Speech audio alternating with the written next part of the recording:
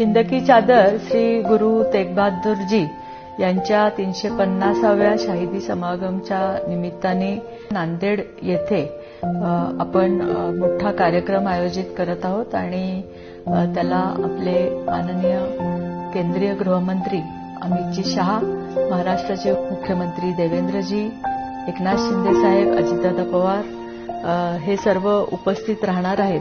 24 जानेवारी आणि 25 जानेवारी 2 दिवस हा कार्यक्रम मोठ्या प्रमाणामध्ये होणार आहे. आम्हाला 10 ते 12 लाख लोक अपेक्षित आहेत या कार्यक्रमासाठी आणि याच्यामध्ये शीख असेल, सिकलकर, बंजारा, लबाना, सिंधी समाज, वाल्मिकी समाज, नामदेव परंपरा, आपला वारकरी संप्रदाय या सगळ्या समाजाचे लोक या कार्यक्रमासाठी उपस्थित राहतात.